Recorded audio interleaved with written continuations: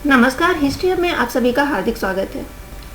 तो यूपी आरो यारो स्पेशल सीरीज के क्रम में प्राचीन भारतीय इतिहास के अंतर्गत आज हम लोग वैदिक काल से संबंधित थर्ड वीडियो लेक्चर देखेंगे और इसके माध्यम से हम लोग जो भी शेष प्रश्न हैं उन पर चर्चा करेंगे और देखेंगे कैसे ये परीक्षा के लिए महत्वपूर्ण है। और आगे बढ़े सेशन में इससे पहले अगर आप लोगों ने अभी तक हमारे चैनल को सब्सक्राइब नहीं किया है तो प्लीज़ चैनल को सब्सक्राइब कर लीजिए ताकि चैनल पे जो भी कंटेंट पड़ा है आप उससे लाभान्वित हो सकें। तो शुरू करते हैं आज का सेशन और आप लोग अपने प्रश्नों के उत्तर कमेंट बॉक्स में देते चलेंगे और अगर कहीं पर कोई आपको शंका लग रही है या किसी प्रश्न में आपको समझ में नहीं आया है तो वो भी आप कमेंट के माध्यम से पूछ सकते हैं। आपकी शंकाओं का समाधान अवश्य किया जाएगा। तो शुरू करते हैं आज का सेशन। पहला प्रश्न है, युद्ध का प्रारंभ मनुष्य के मस्तिष्क में होता है, यह किस ग्रंथ में उल्लिखित है? तो ये एक कथन है और इसमें पूछा जा रहा है किस ग्रंथ में उल्लिखित है। ऋग्वेद है, सामवेद है, यजुर्वेद है या फिर अथर्ववेद। तो ये उल्लेख मिलता है अथर्ववेद में। और ये किस संदर्भ में मिलता है कि जो मनुष्य का जो मस्तिष्क होता है, मस्तिष्क और हृदय दोनों के एकीकरण के लिए देवताओं का आह्वान किया जाता है। उस संदर्भ में ये उल्लेख मिलता है कि युद्ध का प्रारंभ मनुष्य के मस्तिष्क में होता है। इस प्रश्न का सही जवाब है डी, अथर्ववेद। नेक्स्ट देखते हैं।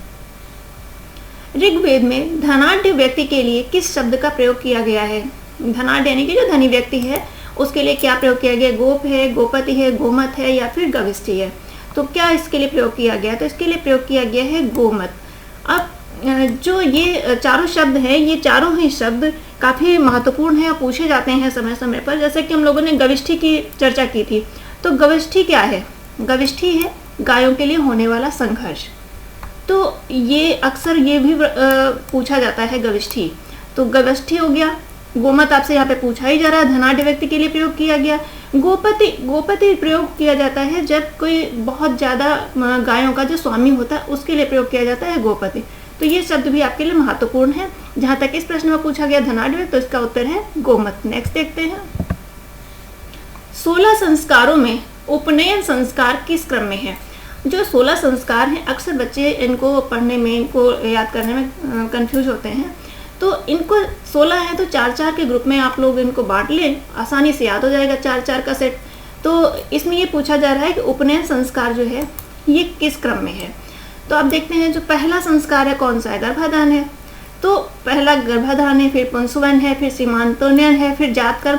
अगर आप देखें तो एक क्रम से ही चीज़ें चलती हैं कि गर्भाधान हुआ, पुंसवन हुआ, सीमांतोन्नयन, जातकर्म हुआ। अब जातकर्म के बाद में क्या होगा?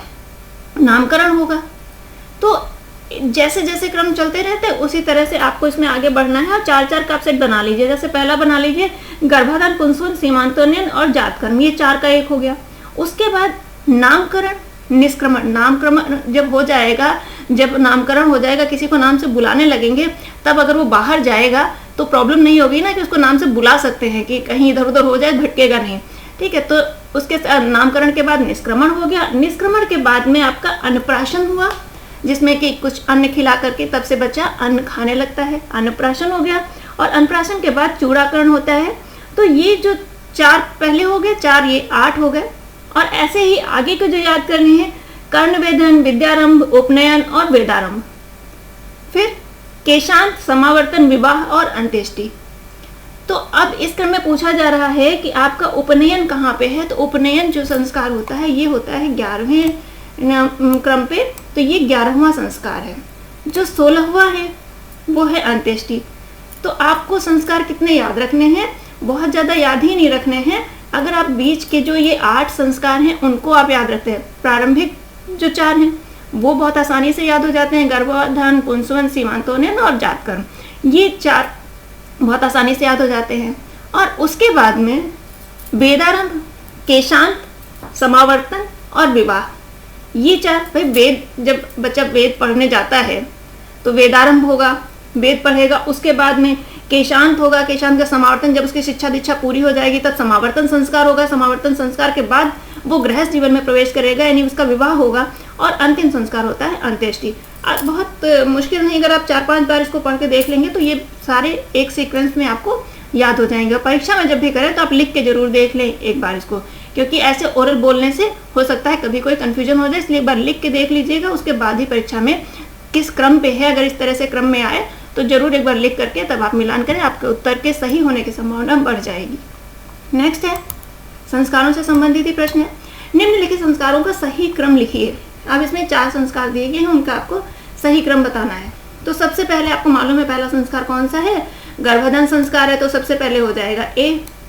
गर्भाधान के बाद में आप पुंसवन संस्कार है तो यानी कि सी हो जाएगा। सी के बाद में सीमांतोन्नयन यानी कि बी हो जाएगा, और उसके बाद में जात कर्म यानी कि डी। तो ए सी बी डी ये डी विकल्प में आ रहा है और यही इस प्रश्न का सही जवाब है। और जब भी आप इस तरह के प्रश्न करें तो इसी तरह से लिख करके करें ताकि प्रश्न आपका सही हो सके। नेक्स्ट देखते हैं, प्राचीन भारतीय 16 संस्कारों में प्रथम संस्कार कौन सा होता है। तो प्रथम संस्कार कौन सा होता है, गर्भाधान संस्कार होता है। ए इस प्रश्न का सही जवाब है। नेक्स्ट देखते हैं, निम्न में से कौन शिक्षा से संबंधित नहीं है। अब यहाँ पर ये जो 4 संस्कार दिए गए हैं, इन 4 संस्कारों में से आपसे ये पूछा जा रहा है कि कौन सा शिक्षा से संबंधित नहीं है। देखिए उपनयन है, उपनयन शिक्षा से संबंधित है। समावर्तन, जब शिक्षा पूर्ण होती है तब समावर्तन होता है, ये भी शिक्षा से संबंधित है। ब्रह्मचर्य, जो विद्यार्थी है, विद्यार्थी जीवन में उसको ब्रह्मचर्य का पालन करना होता है, ये भी सही है। सीमांतोन्नयन, ये तो प्रारंभिक संस्कार है, ये शिक्षा से संबंधित नहीं है, इसलिए ये अगर पूछा जाए किस क्रम पे है तो ये 16 संस्कारों में तीसरे नंबर का संस्कार है सीमांतोन्नयन। तो यही नहीं शिक्षा से संबंधित है, शेष सभी संबंधित है। यही पूछा जा रहा कौन संबंधित नहीं है, तो सीमांतोन्नयन नहीं संबंधित है। ऋग्वेद में इंद्र को किस नाम से पुकारा गया है, वीरेंद्र है, पशुपति है, पुरंदर है या फिर मारुत है। तो किस नाम से पुकारा गया है इंद्र को, तो इंद्र को कहा जाता था किलों को ढहाने वाला। तो किलों का ढहाने वाला मतलब पुरंदर, तो इंद्र को पुरंदर के नाम से संबोधित किया गया है ऋग्वेद में। इस प्रश्न का सही जवाब है सी, पुरंदर। नेक्स्ट देखते हैं, ऋग्वेद संहिता की 1/4 ऋचाएं किस देवता को समर्पित हैं। तो यहाँ पे रुद्र है, मारुत है, अग्नि है, इंद्र है, तो किस देवता को 1/4, आपको मालूम है कि 1028 यानी कि 1028 ऋचाएं हैं, उनमें से 1028 सूक्त हैं। अब उन सूक्तों में जितनी ऋचाएं हैं उनमें से 1/4 ऋचाएं जो हैं ये समर्पित हैं इंद्र को, यानी कि 250 जो ऋचाएं हैं वो इंद्र को समर्पित हैं।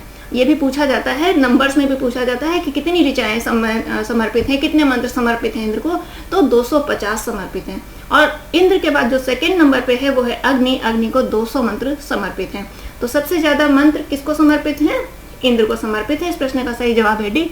और अगर संख्या में पूछा जाए तो 250 और अग्नि को 200 मंत्र समर्पित हैं, और जो दूसरे नंबर पे सबसे ज्यादा इन्हीं को समर्पित है। नेक्स्ट देखते हैं, समुद्र पर्यंत पृथ्वी के शासक को एकराट कहा गया है। तो किस ग्रंथ में कहा गया है समुद्र पर्यंत पृथ्वी के शासक को एकराट, तो कहाँ कहा गया है, शतपथ ब्राह्मण, ऐतरेय ब्राह्मण, तैतरीय ब्राह्मण या फिर गोपथ ब्राह्मण में। तो ये कहा गया है ऐतरेय ब्राह्मण में। और ऐतरेय ब्राह्मण किस वेद का ब्राह्मण है, ये भी आपको मालूम होना चाहिए। तो ये ऋग्वेद का ब्राह्मण है। और ऋग्वेद के बारे में हमने आपको बताया था कि सिर्फ एक शब्द याद कर लीजिए जिसमें 2 वर्ण है। एक, ए से ऐतरेय, का से कशित की। इनके ब्राह्मण भी ऐतरेय और कशित की हैं, उपनिषद भी ऐतरेय और कशित की हैं, आरण्यक भी ऐतरेय और कशित की हैं। तो सिर्फ एक याद कर लीजिए, एक शब्द 2 वर्ण, ए और का, बस इसी से आपका ऋग्वेद याद हो जाएगा।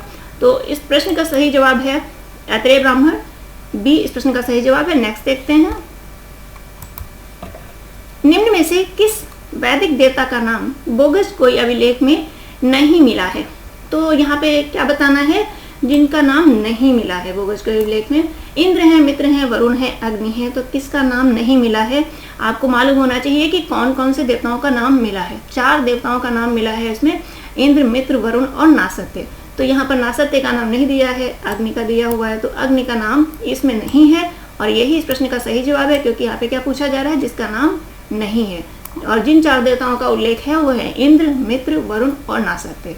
तो इस प्रश्न का सही जवाब है डी। नेक्स्ट देखते हैं, ऋग्वेद में 2 कृषि योग्य भूमि के मध्य की पट्टी को क्या कहा जाता था। जो 2 कृषि योग्य भूमि है, दोनों तरफ कृषि हो रही है, और उसके बीच की जो एक खाली पट्टी पड़ी होती थी उसको क्या कहा जाता था, ये पूछा जा रहा है। तो उसको कहा जाता था खिल्य, बी इस प्रश्न का सही जवाब है, इसको कहा जाता था खिल्य। नेक्स्ट देखते हैं, ऋग्वैदिक काल में अश्वत्थ वृक्ष किसे कहा जाता था। एक वृक्ष के बारे में पूछा जा रहा है जिसको कहा जा रहा है अश्वत्थ वृक्ष। किसको कहा जाता था अश्वत्थ वृक्ष? बरगद को, आम को, पीपल को या फिर केला को? तो ये कहा जाता था पीपल को। इस प्रश्न का सही जवाब है सी, पीपल को अश्वत्थ वृक्ष कहा जाता था। नेक्स्ट देखते हैं, ऋग्वेद में धान्यकृत शब्द का प्रयोग हुआ है। तो ये शब्दों से संबंधित प्रश्न अक्सर परीक्षाओं में पूछे जाते हैं, तो यहाँ पे आपको गलती नहीं करनी है, समझना है कि क्या पूछा जा रहा है। अब ये अगर ये पीजीटी 2021 का क्वेश्चन है, पूछा गया हुआ, तो धान्यकृत, धान्य किसको कहते हैं? अनाज को कहते हैं ना। अब यहाँ पर अनाज किसी में आ रहा है, धातु में नहीं आ रहा, आभूषण में भी अनाज का कोई मतलब नहीं, बर्तन बनाने के लिए भी नहीं, अनाज ओसाया जाता है ना, तो ओसाने वाले के लिए। तो कभी कभी अगर आप शब्द को थोड़ा सा तोड़ेंगे ना, तो शब्द को तोड़ने से ही शब्द का अर्थ मिल जाएगा, और अगर अर्थ मिल गया तो आप सही विकल्प तक पहुंच जाएंगे। तो कभी शब्दों से मत घबराइएगा, शब्द को एक बार तोड़ करके उसका अर्थ समझने का प्रयास करिएगा, आपका उत्तर सही हो जाएगा। नेक्स्ट देखते हैं, अयोध्या का सर्वप्रथम उल्लेख कहाँ मिलता है? तो यहाँ पे 4 ग्रंथ दिए गए हैं, आपको बताना है कि अयोध्या का सर्वप्रथम उल्लेख किस ग्रंथ में? रामायण में, महाभारत में, ऋग्वेद में या फिर अथर्ववेद में? तो ये उल्लेख मिलता है सर्वप्रथम अथर्ववेद में। अथर्ववेद के संदर्भ में आपको ये भी ध्यान रखना है, जो इतिहास शब्द है, हम लोग इतिहास की क्लास में है ना, तो इतिहास जो शब्द है, ये शब्द सर्वप्रथम मिला था अथर्ववेद में। इतिहास शब्द सर्वप्रथम अथर्ववेद में मिला है, अयोध्या का भी सर्वप्रथम उल्लेख अथर्ववेद में ही हुआ है। तो इस प्रश्न का सही जवाब है डी। नेक्स्ट देखते हैं, किस उत्तरकालीन विचारक ने वेदों की महिमा का खंडन किया है?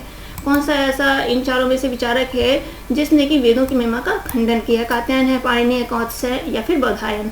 तो कौत्स हैं जिन्होंने वेदों का खंडन किया है, वेदों की महिमा का खंडन किया है? तो इस प्रश्न का सही जवाब है सी, कौत्स। नेक्स्ट देखते हैं, ऋग्वेद के नवम मंडल के सभी सूक्त किस एक देवता को समर्पित हैं?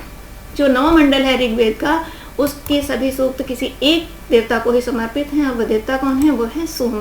तो सोम देवता को समर्पित हैं सभी सूक्त। ये भी पूछा जाता है अक्सर परीक्षाओं में, जो एक तरफ आपके वेद दिए रहते हैं, मंडल दिए होते हैं ऋग्वेद के, दूसरी तरफ उनसे संबंधित देवता। तो जो इसका नवम मंडल है वो सोम को समर्पित है। नेक्स्ट देखते हैं, ऋग्वेद के तृतीय मंडल की रचना की थी। तो किसने की है ऋग्वेद के तृतीय मंडल की रचना? और तृतीय मंडल, इसी में गायत्री मंत्र का भी उल्लेख है। जो गायत्री मंत्र मिलता है वो भी ऋग्वेद के तृतीय मंडल में ही है। किसने की थी रचना? इसकी रचना की थी विश्वामित्र ने। तो इस प्रश्न का सही जवाब है बी, विश्वामित्र के द्वारा ही ऋग्वेद के तृतीय मंडल की रचना की गई थी। नेक्स्ट देखते हैं, ऋग्वेद का नदी सूक्त किस मंडल में है? जो नदी सूक्त है इसका उल्लेख मिलता है ऋग्वेद के दशम मंडल में। तो इस प्रश्न का सही जवाब है डी, ऋग्वेद के दशम मंडल में नदी सूक्त मिलता है। नेक्स्ट देखते हैं, ऋग्वेद के किस मंडल में गायत्री मंत्र लिखा गया? अभी आपसे चर्चा की, जो तृतीय मंडल है जो कि विश्वामित्र के द्वारा लिखित है, तो उसी में ये गायत्री मंत्र मिलता है, यानी कि तृतीय मंडल में। नेक्स्ट देखते हैं, ऋग्वेद में निष्कग्रीव एक प्रकार का क्या है? ये भूकर है, वस्त्र है, आभूषण है या फिर भोजन है? निष्कग्रीव क्या है ये पूछा जा रहा है। तो निष्कग्रीव क्या है? एक आभूषण है जो कि गले में पहना जाता था, और सामान्यतः ये चांदी का बना होता था। तो इस प्रश्न का सही जवाब है सी, एक आभूषण है। नेक्स्ट देखते हैं, यहाँ पर आकर के आज के सेशन के प्रश्न पूरे हो जा रहे हैं। अगले सेशन में इस टॉपिक से संबंधित जो भी प्रश्न शेष रह गए हैं उनको हम लोग पूर्ण करने का प्रयास करेंगे। और कैसा लगा आपको सेशन जरूर बताइएगा। सेशन से जुड़े रहिए, और जितने भी आप वीडियोस पड़े हुए हैं चैनल पे आप उनको देख सकते हैं, और निश्चित रूप से आपकी सफलता में ये बहुत ही उपयोगी साबित होंगे। तो मिलते हैं अगले सेशन में, तब तक के लिए आप सभी को बहुत बहुत धन्यवाद।